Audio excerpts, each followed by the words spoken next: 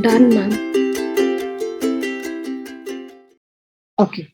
So I'm going to teach you all about the currency system. In the last class, I think we have stopped here. I said about denomination, demonetization, and devaluation. These are the three terms which you have to know about the currency. Okay. So what is this denomination? Denomination means different types of or different denomination or different value. That's the right word. Different value of currency. Like in India, you can see 10 rupees, 20 rupees, 50 rupees, 100, 200, 500, and 2000. These are called as different denominations of currencies in India. Initially, we had 1000 also, but 1000 is demonetized. Now it is not in circulation. That is why I have not written 1000 rupees here. So, whichever value of currency is available right now in the market, those are called as currency denomination. Okay. Now, what is demonetization? Demonetization is nothing but withdrawal of currency from circulation. Who will withdraw? RBI will withdraw. After whose instruction? After central government's instruction. Central government will say, give instructions to RBI stating, please hold that specific currency from circulation. That means whenever they say that a specific currency is demonetized, which means that particular currency will not have any value. Even if you have that currency also, it will not have any value. That's the point. So basically, government will withdraw certain types of currency or denominations of currency from circulation. Now you can ask, ma'am, why are they doing it? They're basically doing it to stop black currency or to make sure that they counter on black currency. Means what is this black market or what is this black currency? People who are making profit and they're not paying tax. Whenever you're making profit and not paying tax, it's called black money. All right. So it's called unaccounted money. Look at that, unaccounted money. So you will have so much of money, okay, with all these denominations. Now, suddenly, if the government says, okay, 1,000 rupees not valid. So imagine if a person is having so many thousands of rupees, cheating government and keeping with him or her without paying tax, all those money will become waste. So basically, this is done in order to ambush black market. Next, how many times thus far demonetization has happened in the history of India? Like since the time that we got independence, from that time, how many times India had gone for demonetization? First time it happened in 1946 during the World War II, where the government demonetized rupees 100 and 500 rupees currencies. They withdraw it from circulation. Next in 1978, that time higher value notes of 1000, 5000, and 10,000. All these things you might have not seen, but I will show you now right now. So 1000, 5000, and 10,000 are the notes which got demonetized in 1978. So even now you cannot see 5000 and 10,000 rupees notes. And in 2016, we all know, we have heard about this because it happened very recently, where 500 and 1000 rupees note got demonetized. Okay. If the government wanted to reintroduce, they can reintroduce. See now, in 2016, when they demonetized rupees 500 rupees note, that is the old notes, they immediately reintroduced the 500 rupees notes the same year. So right now we have 500 rupees notes, but we don't have 1000 rupees notes. So that's all a decision which is made by the government of India. So whenever they wanted to reintroduce the same value note, they can reintroduce. Or if they wanted to hold that particular denomination only from circulation, that also they can do, like 5,000 and 10,000. Is it clear? Yes, ma'am. Okay. Next one is devaluation. Now, what is the meaning of this? Devaluation means nothing but reducing the value of the Indian rupee. I repeat, reducing the value of Indian rupee, all right, in comparison to US dollars in the world market. Now you can ask, ma'am, why should we, if Indian currency is having so much of value, why should we have to decrease the rupee value in as against the US dollars? Now there is a point here. If you remember in the olden class, in the past class, I have taught you something about balance of trade. What is balance of trade, students? I'll give you some time. It is there in your notes. Find out and tell me.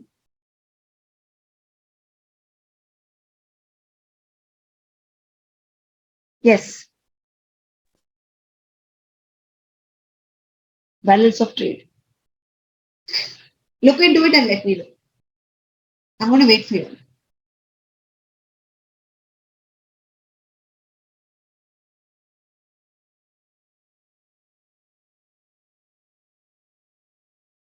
Nobody?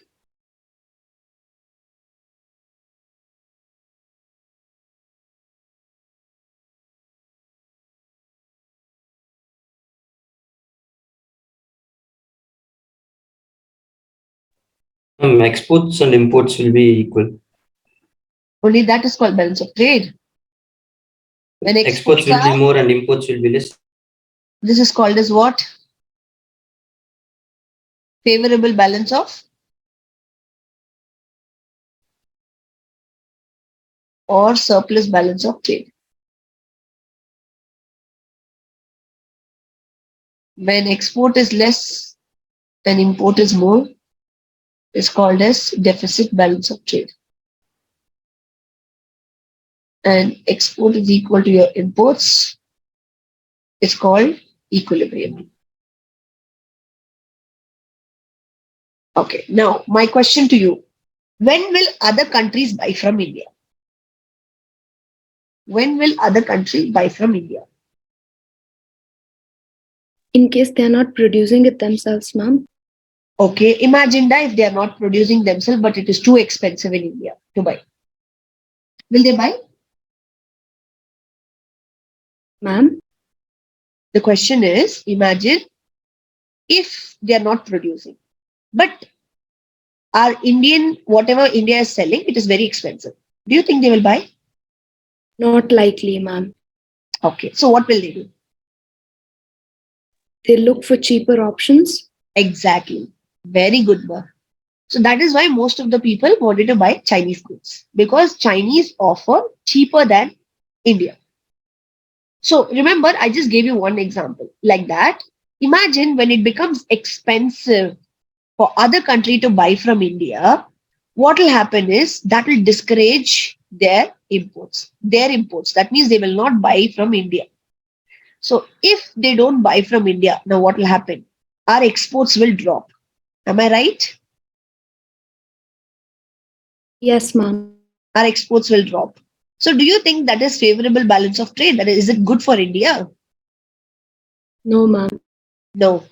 So in order to match this situation where see it's very expensive because inflation means increase in price. When the price increases automatically it will have an impact on people buying from India. So now what people will do is they will look in for a cheaper option. Means probably they might see that if there is any other country who will be selling this for a cheaper price. So automatically they will not buy from India. So export will fall down. Yes. And import will be more for India. So this is called as unfavorable balance of trade. Now this has to be changed. Now this is a challenge. How we will do that? We will do it through devaluation.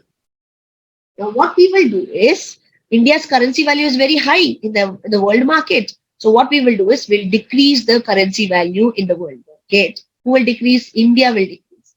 It refers to reducing the value of the Indian rupee. Look at that. In comparison to US dollars in the world market. So, when the currency value, when Indian rupee becomes less, if the value of the Indian rupee becomes less in comparison to US dollars. Now, this becomes cheaper for others to buy goods from us. So, automatically, what will happen? People's eye will be on India. Most of the people buy from India? One is it's cheaper. Labor cost is very, very less. So, that's why they're looking at an option of India. So, now when you reduce that value of Indian rupee in comparison to US dollars in the world market, automatically the Indian rupee will fall and it will encourage other country people to start buying from India because it's cheaper for them. And that will increase the exports. India will start exporting more and import will decrease. This is called as favorable balance of trade. In order to create such situation only, we are actually decreasing the value of India. Any doubts, students? No, Lisa, ma'am. do you have any doubts, ma'am? No, ma'am. Okay. So now let's see. How many times did Indian government actually devalued Indian currency in the world market? Not much time, only 3 times. So basically 1949, one time, the Indian government devalued around 30.5% of the Indian rupee against US dollars. All right. So if you ask who is the you know finance minister at that time, now you have to find out who's the finance minister at that time. That's your work. That's your homework. Who's the finance minister in 1949 who basically devalued the Indian currency against US dollars? Again, in 1966, we devalued 57% of Indian currency. Okay. Next, in 1991, I said great financial difficulties. That's called as economic crisis in 1991. That led the government to devalue the currency. Now, first time in 1991, on 1st July, the government devalued the currency only by 9%. Okay. After that, it was not okay. So immediately in between one day, that's on 3rd of July of the same year, 1991, they approximately devalued another 11% of Indian currency was devalued. So 9 plus 11 will give you approximately 20%. So within first and the third, 20% of the Indian value of currency was devalued against the US dollars. Okay. So I'll tell you in 1991, all right, Dr. Manmohan Singh was a finance minister.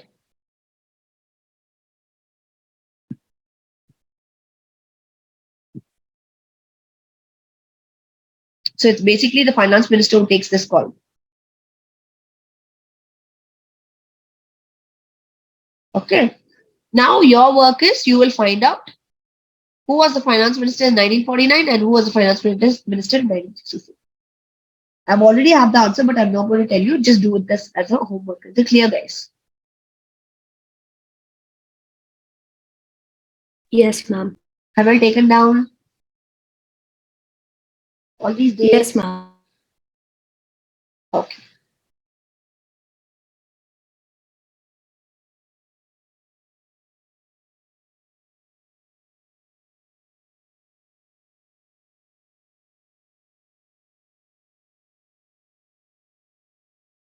The insurance is over? No, no. I don't think. Ma'am? Is the insurance over? You can't hear me?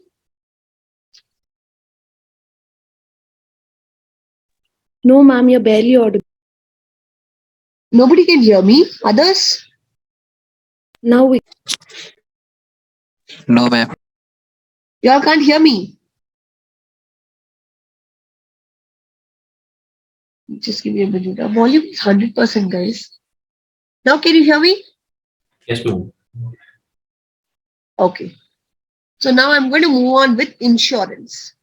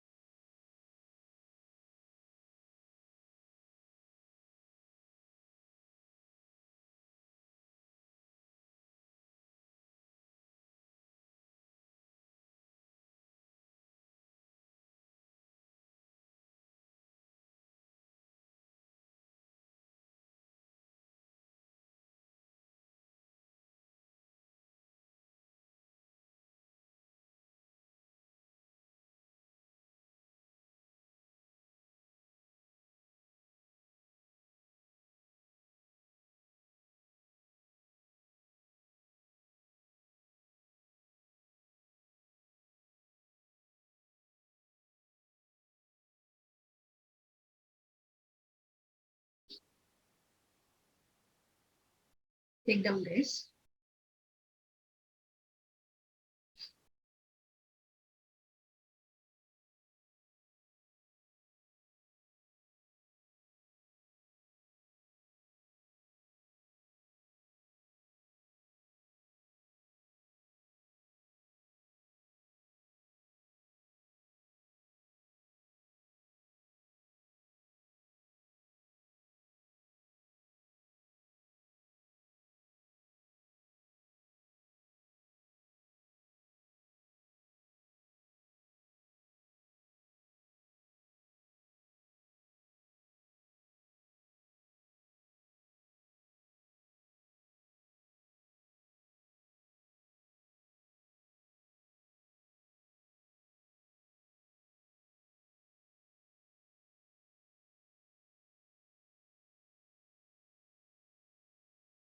I will take it down, guys.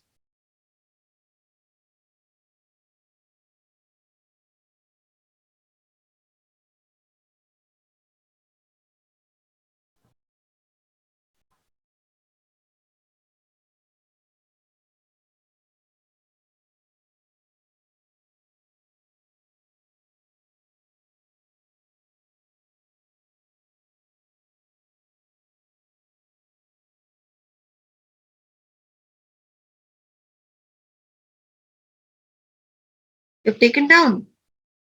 Yes, ma'am. Others? Yes, ma'am. Okay. So now listen carefully. Now they might ask you a question, who introduced insurance in India? Undoubtedly, you have to know insurance was something which is introduced by the Britishers. Okay. How money system, how currency system was introduced by the Britishers. Similarly, insurance is also something which is introduced by the Britishers only. Okay. So now why this insurance is something which is introduced by the Britishers? Basically to cover the risk. What is the risk? Any kind of loss. Loss has to be covered. How do you cover? So now for that you will pay every month called as EMI. All right. And through that EMIs, okay, you will basically cover the risk. That's how it used to work. That's how it is working even till now. So, basically all the insurance company was introduced by the Britishers. Now, do you all know which is the earliest insurance company in India? Yes, guys. The first insurance in India.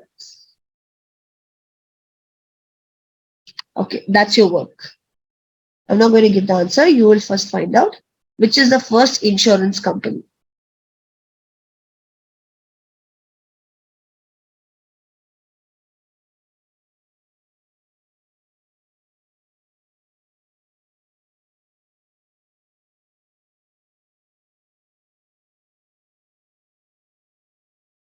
Ma'am, Yes, da. is it Indian Mercantile Insurance?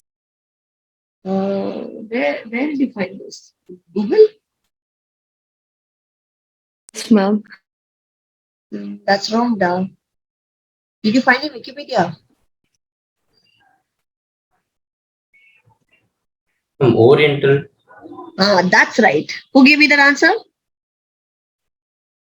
AFCAT? Or Danish. Danish? Danish, which was the year? 18? 1818. That's correct. That's correct. So that is the first insurance company in India, Oriental Fire Insurance Company. So if they ask you which is the first insurance company in India, just write down. Okay, that's the first one. Okay, which was introduced by the Britishers. So when this insurance company came, it was a British firm. Okay, so I'm going to teach you, as I already said, insurance is nothing but it is basically a policy to cover the risk. Okay. Now, insurance is basically a subject which is listed under concurrent list. Union list, state list, and concurrent list. Residuary powers. All these lists are mentioned in the 7th schedule of the Indian Constitution. It's mentioned. In that, insurance is coming under the concurrent list, which means both center and state can legislate on the subject. I repeat, center alone cannot legislate. Both center and state can legislate. But if there is any conflict of interest, which means center is not accepting with the state or state is not accepting with the center. Finally, final decision is made by the center itself. That's called concurrent list. I'll be teaching these things in your quality. Okay. But remember, insurance is actually listed in a subject under concurrent list under the 7th schedule of the Indian Constitution, where both center and the state can legislate on this particular topic. Legislate means to make laws. Make laws on the said topic, which is called insurance. Okay. Now, before opening up the insurance sector, basically that happened only in 2000. So before that, there were only 6 insurance companies in India. All right.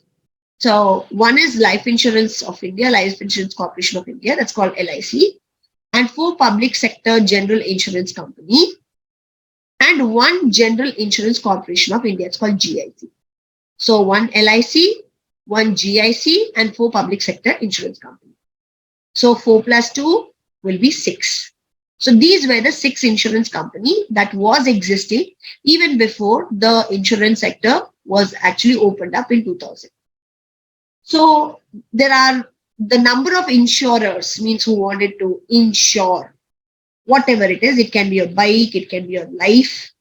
Okay, now you can ask, mom, can life be come together or life can be given back? Answer is no. But your family will be protected from the risk of loss of life, which means if one family member is there, if they are losing their life, okay, it's you do not know what you're doing because he might be a breadwinner. But that person can cover the risk by paying EMI. All right, it's called policy amount every month, or every quarterly, or every half yearly, or every yearly. Options are there. So by doing that, he can cover up the risk, which means at the time of anything happens, partial loss of life, which means loss of leg or hand or anything, or complete loss of life, would give the family a big amount of money that would cover a risk up to some extent. Okay. So that is why insurance is always there. Okay. It's not only about life, you can insure anything. So the number of insurance that have, that has since gone up to more than 50. More than 50. All right. So now we are going to talk about LIC, insurance company. When was LIC established? LIC was established on September 1st, 1956. Where's the head office? Mumbai. And it also has zonal office, 7 zonal office. Where are the 7 zonal office? Mumbai, Kolkata, Delhi, Chennai, Kanpur, Hyderabad, and Bhopal. Okay. And insurance also have something called as IRDA. How banks have RBI? Okay. Which means RBI is the regulatory body of all the banks, which means which regulates all the banks, which gives policies, guidelines, how should they work. So RBI is the body, regulatory body, which regulates the works of the banks. Similarly, IRDA is a regulatory body for all the insurance company. I repeat, students, how RBI is a regulatory body for the banks. Similarly, IRDA is a regulatory body for insurance company. So this IRDA will provide guidelines, will provide the code of conduct, all right, will check them, will give the policies, everything will be given by IRDA. So the full form of IRDA is Insurance Regulatory Development Authority. So they basically regulate all the insurance company working within India. So this was established in December 2004. So it's a regulatory body for all the stock markets, means the share markets.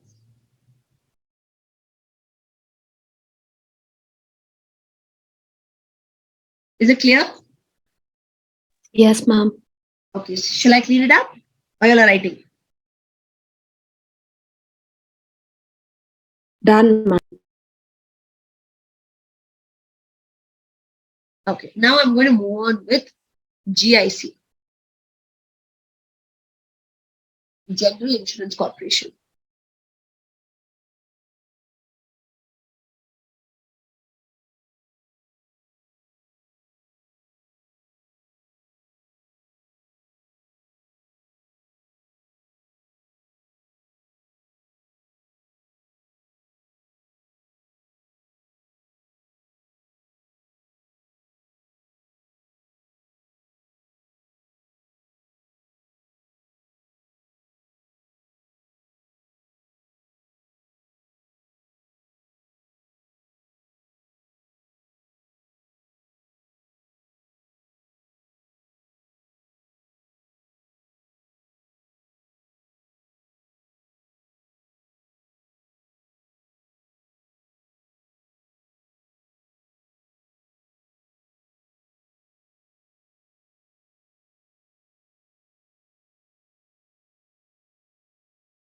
I'm so sorry, guys. I'm so sorry.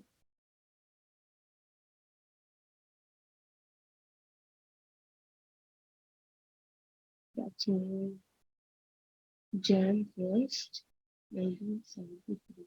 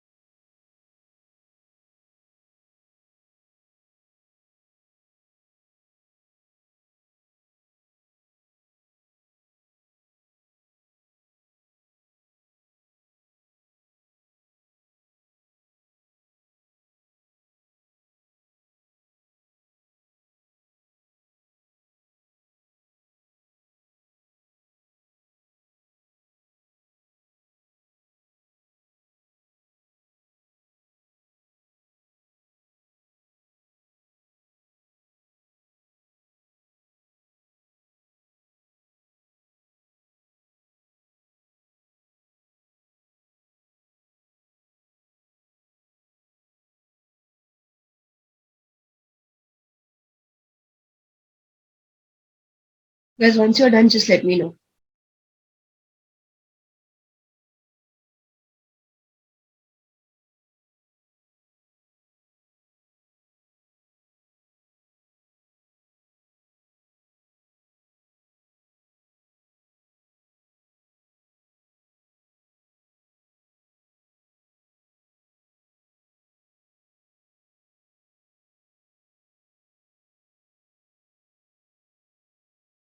Ma'am, I have a doubt.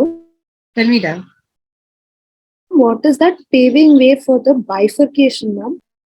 Yes, because UTI got divided into two. Initially, Unit Trust of India means it's only one, but now you have two. That's called SUUTI, called Specified Undertaking of Unit Trust of India.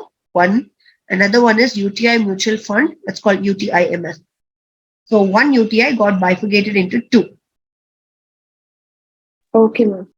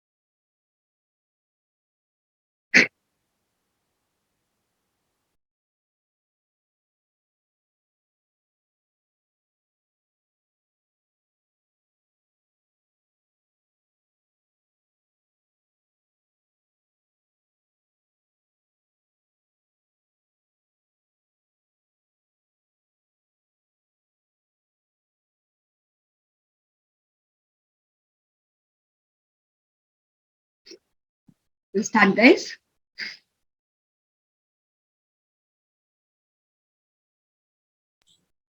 Yes, ma'am.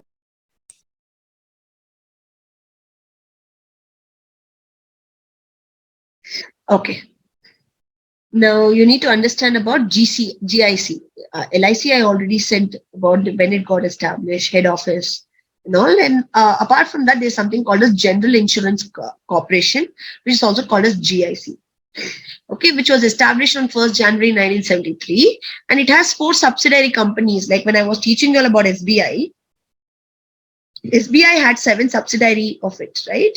Now, meaning of subsidiary means these are all insurance company only, but aided by the mother company. Aided by the mother company means General Insurance Company is aiding finance to all these insurance companies. That's what is called subsidiary. Okay, so General Insurance have 4 subsidiary. One is National Insurance Company Limited, Kolkata. Second one is the New India Assurance Company Limited, Mumbai. And the third one, the Oriental Fire and the General Insurance Company Limited, New Delhi. And the last one is United India Fire and General Insurance Company, Chennai. So all these 4 insurance companies are aided by GIC, which is called General Insurance Corporation, because that's the mother insurance company, and these are all our, subsidiaries of GIC. Okay, so this is one. And next important thing is about the UTI, Unit Trust of India. Now, maximum, apart from insurance, there is another happening, company is there in India. That's called mutual funds. Okay. Now, what are these mutual funds? It's a long-term investments. I repeat, students, long-term investments. With the name itself, you can understand.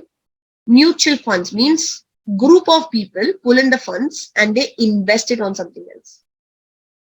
So whatever they invest, they get a profit. It might be profit, it might be loss also.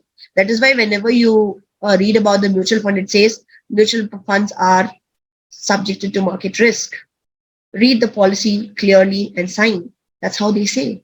So mutual funds are subjected to market risk because it's something related to the market condition, demand and supply, or the price value, or whether the price is high or low. So depending on that only, mutual funds, whether you will know whether we wanted to invest it or not. So Unit Trust Company or Unit Trust of India is a mutual fund company. Okay, so, and it was created after the Unit Trust of India Act 1963.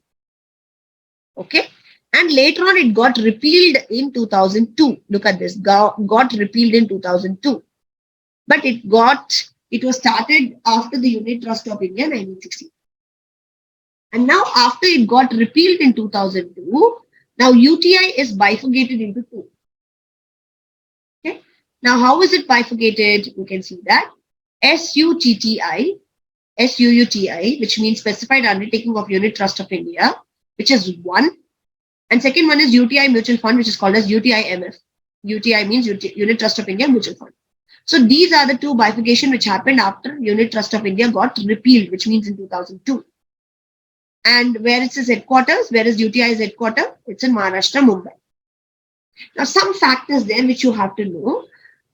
UTI has been one of the largest mutual funds in India with over 10 million investors. It's one of the largest in India. You have so many mutual fund companies, but UTI is the largest. Okay, so if you talk about investors, yes, 10 million investors are there. If you talk about something else also, like what about? Like about the biggest company, then you will know that UTI takes a highest position with more number of investors. Okay, that's around 10 million investors. You can make a note of this, guys.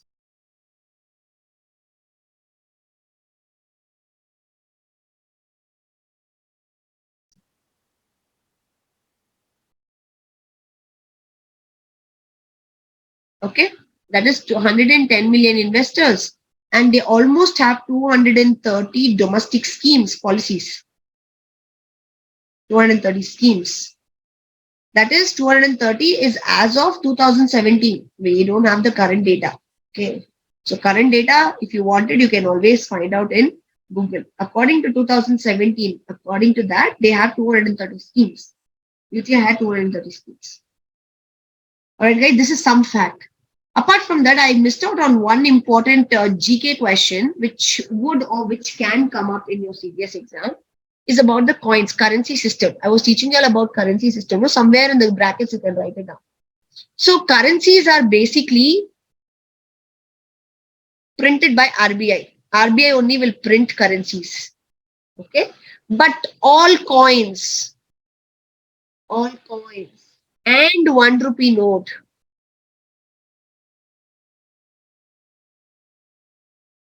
are basically issued by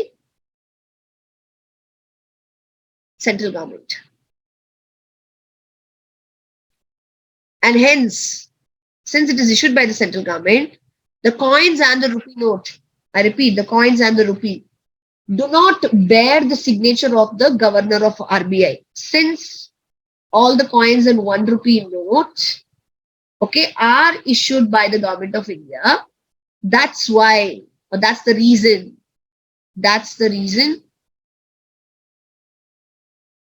why 1 rupee note does not bear the signature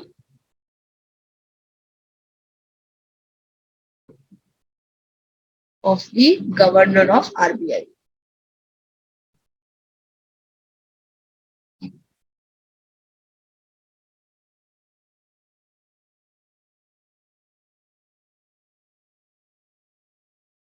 It bears the signature of the finance secretary.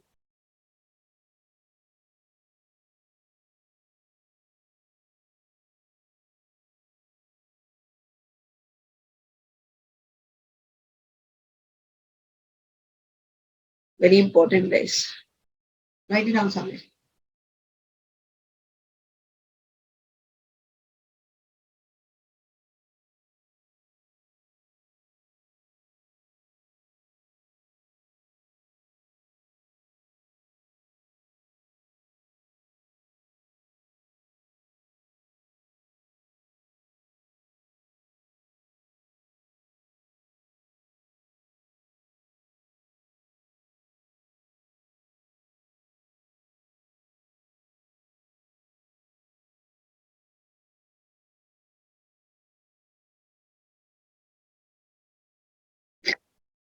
Done?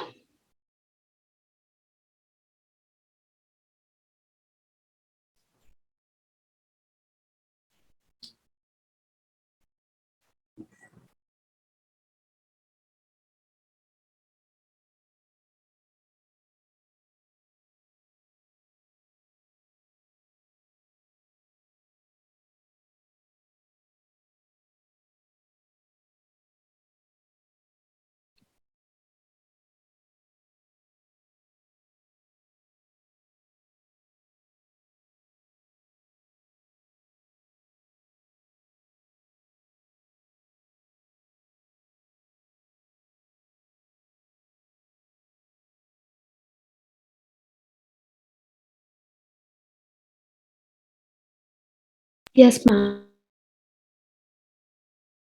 Okay. So now there are basic questions, students, in which you have to answer. Okay. You have to know about all these answer, all these for all these questions, you should know the answer. One is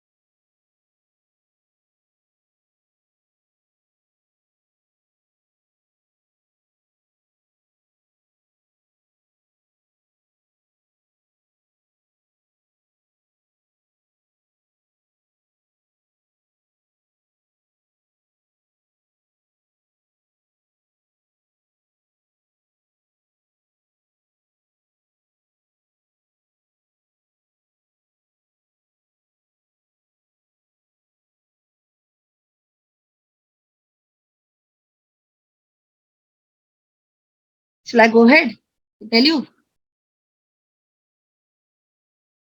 Now you try to answer me for the first question. Who decides the volume and value of banknotes to be printed on what basis?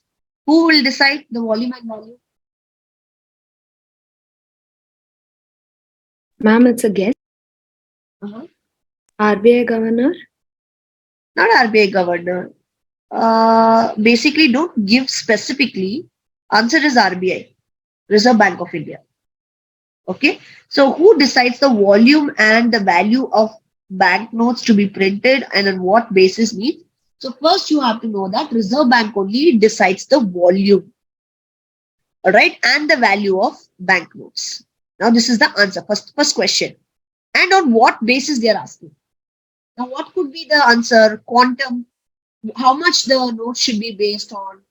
It's all basically based on the demand for banknotes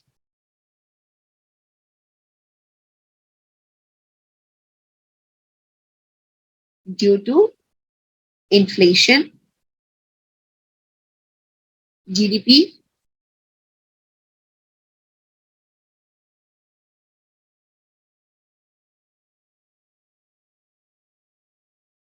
and requirements of reserve stock, that is called reserve.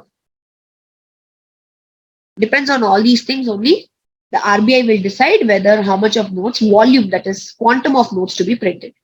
So it's basically the RBI only who will decide. That's based on your demand, whether people are having more demand for cash due to inflation. Inflation means rise in price. How is the growth of the country? It's called GDP, production happens. Reserve stock, all these things kept in the mind by the RBI, and then only the quantum, that's the volume of banknotes, are printed. Now, the next question is who decides the quantity of coins to be minted? Just now I said you. Who mint the coins? Central government, ma'am.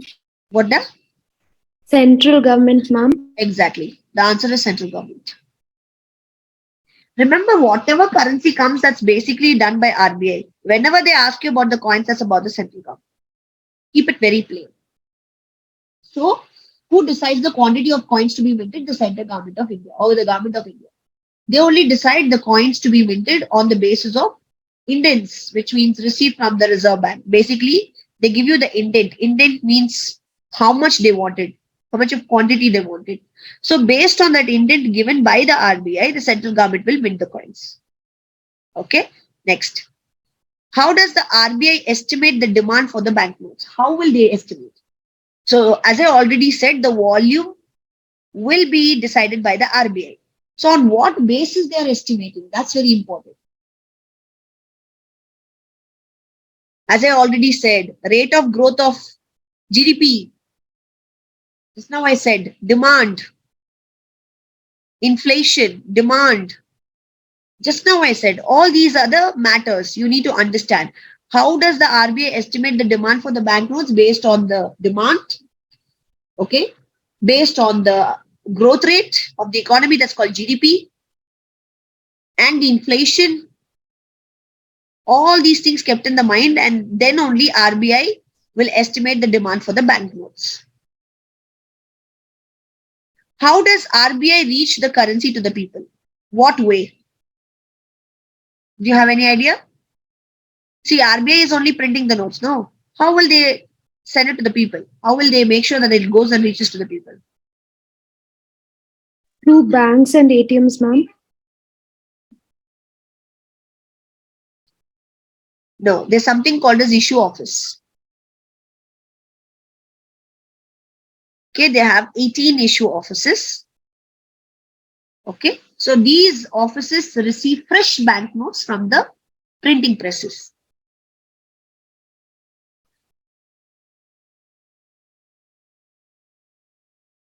Okay, now these offices then distribute the banknotes to the banks. That means the currency to the banks. And through the banks, it goes and reaches to the people.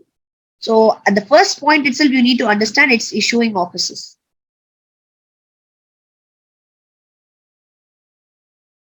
issue offices. There are 18 issue offices in India.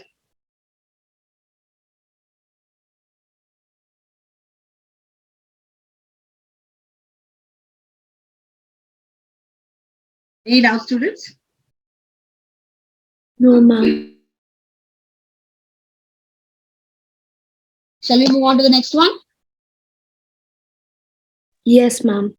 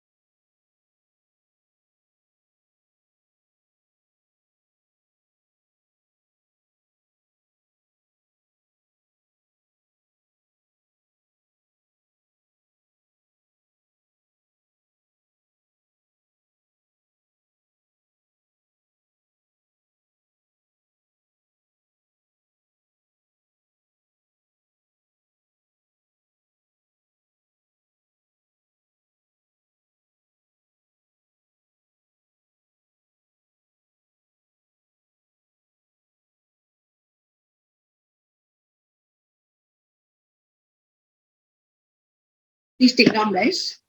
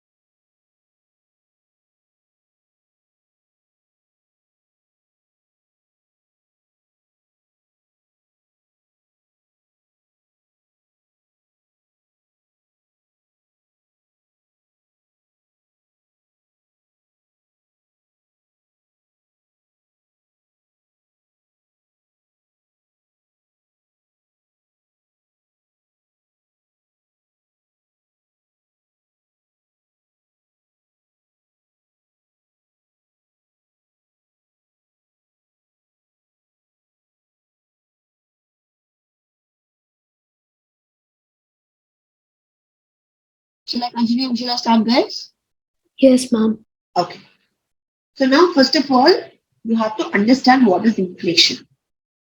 Okay, so without knowing inflation and deflation, I'm not talking about devaluation because it's already done.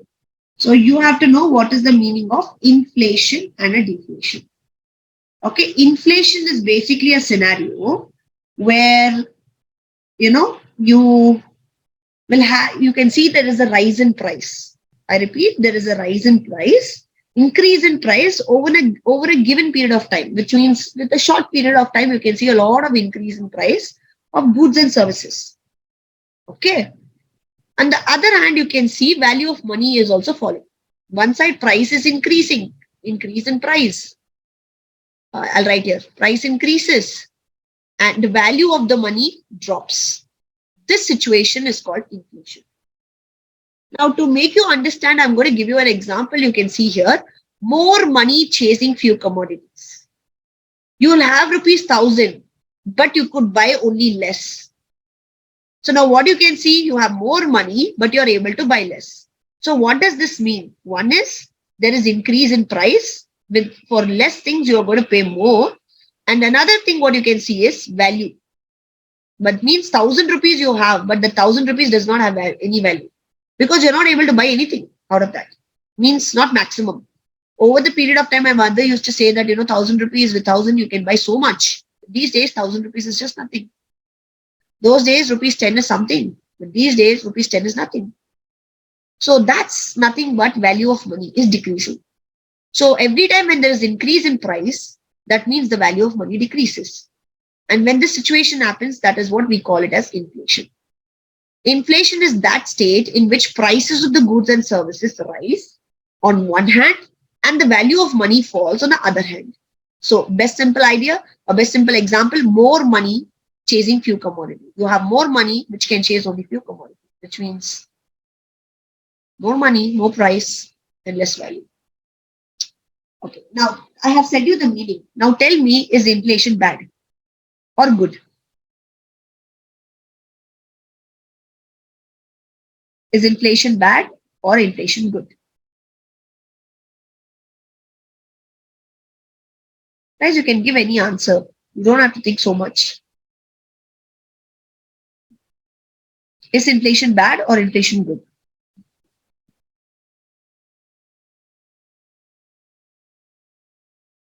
Am I asking you all a question?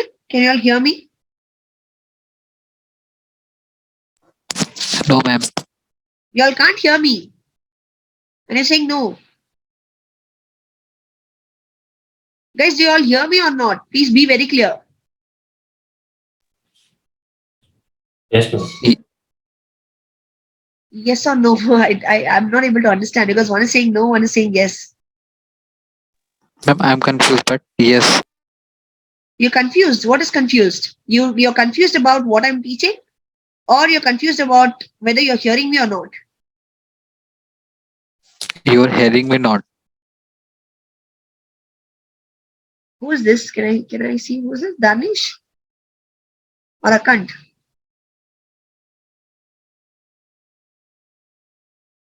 Yes, ma'am. Lisa, can you hear me, Lisa? Yes, ma'am, I can hear you.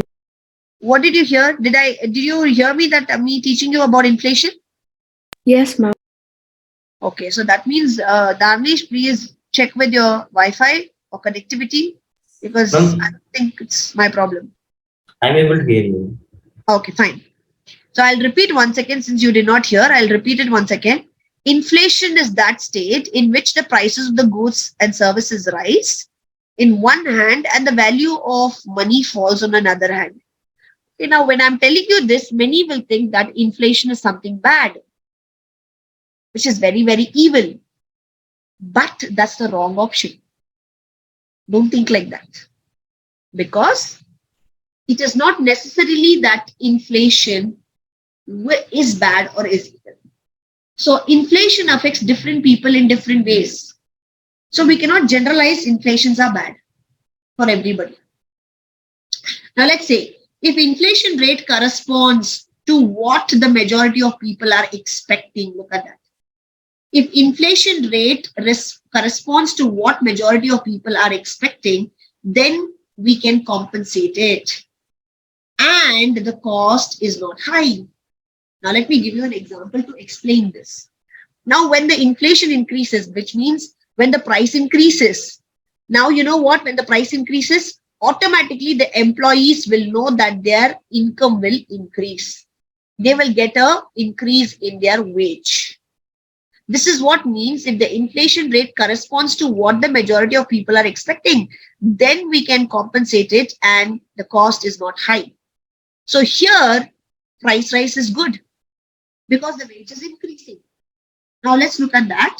Banks can vary their interest rate. Now when the inflation is high, do you think the bank will charge more rate of interest?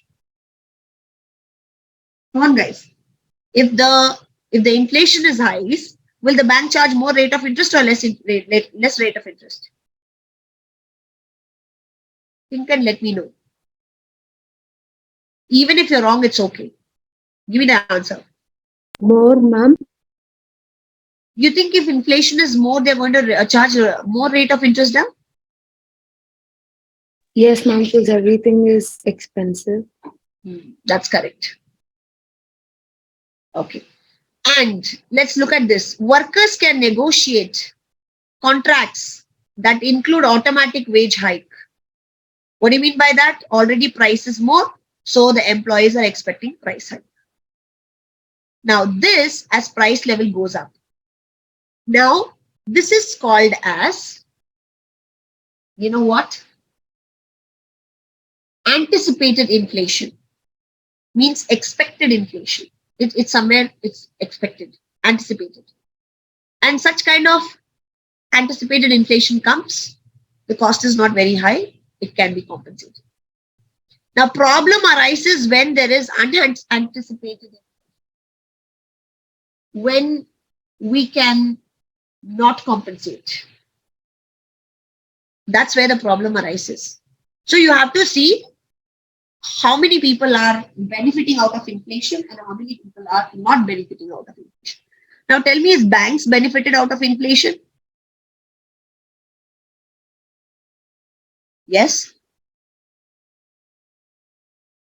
Yes, ma'am. Why? Because they get more from interest rate. Exactly. Because they get more from the interest rate. Is workers are benefited out of the inflation? Yes, ma'am. Why? Because their wages go high. Yeah, automatic wage goes high because the price rise, hike in price rise, automatically the wage goes high. So is it bad for them?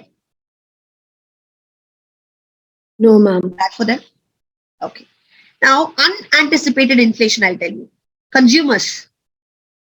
Consumers do not expect there is a price and rise of fuel. So for now, Instead of 100, they are paying 150. So now tell me, is this going to create a problem for the consumers? Yes, ma'am. Yes, this is called as unanticipated inflation. So inflation can affect everybody so differently. So we cannot generalize it and tell that inflation is not good for everyone. We cannot say it is bad. We cannot say it is evil. So it depends on the situation and it depends on whether it is anticipated or unanticipated. Is it clear? Yes, ma'am. I have a doubt, ma'am. Yes. Ma'am, even if your wages increase, Mhm. the expenses are increasing way more, right? You cannot say according to the expenses only they are giving your wage hike, right? But they won't hike the wages so much, no, ma'am. Like if there is an inflation which is sudden. See, have you heard about government work? Yes, ma'am. PSU. How are they hiking? What is called a sixth pay commission and what is called seventh pay commission? Tell me. Analyzing every situation, this commission increase the salary every year. Do you know that? Yes, ma'am. Okay. So that means corresponding to their increasing in the inflation only, they give a hike. So not necessarily you have more inflation and they are giving less hike. This is what is the benefit of a PSU, public sector undertaking. Okay. And organized private sectors. I repeat, guys, organized private sectors. Now, organized private sectors like MNCs and all, they give hike after seeing all the inflation rates. So they see the demand, market, supply, inflation, everything depending on this only. Every year, the employees get a hike. All right, they get a benefits. So unorganized means like, small wage workers and all, we can't bring them under that category. That is what I say. So for different people, it affects differently. For PSU, it's a benefit. For private sector, organized private sector, it's a benefit. But if you ask me a wage worker, it is unanticipated inflation. For them, it will have a problem. Is it clear? Yes. So in the workers itself, you have to be very clear what type of workers they are. Are they coming under organized sectors or unorganized sectors? All these things has to be considered before.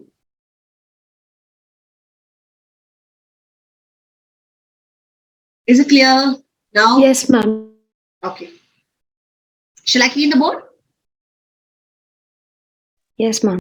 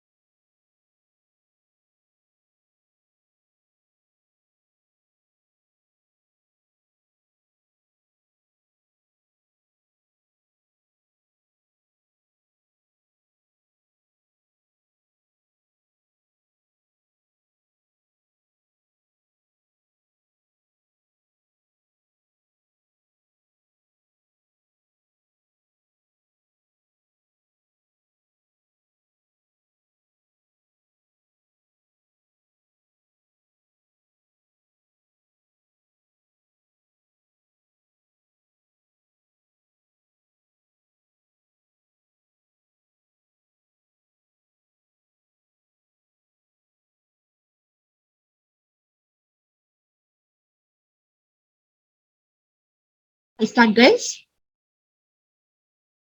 Are you still writing?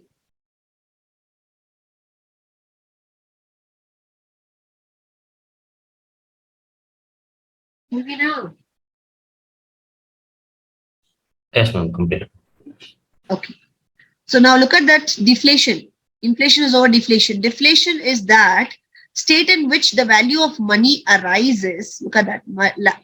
So here, value of money rises. It increases. Okay. And price falls. I repeat, price falls, value of money increases. In case of inflation, price increases and value of money falls. Okay. Now here it means less money chasing more commodities. I repeat, less money chasing more commodities. They might have that same 1,000 rupees, but they can buy more. The reason, price is less.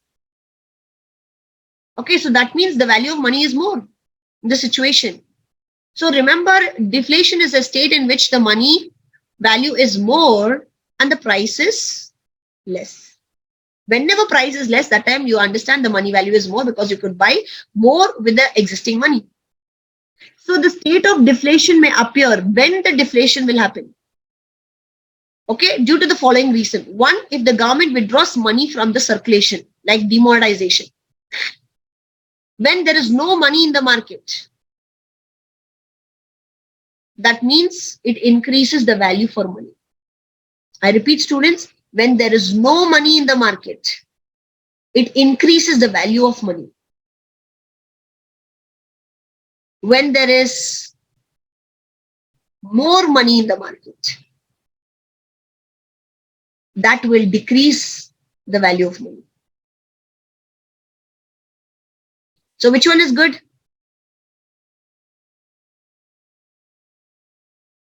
Deflation is good or inflation is good?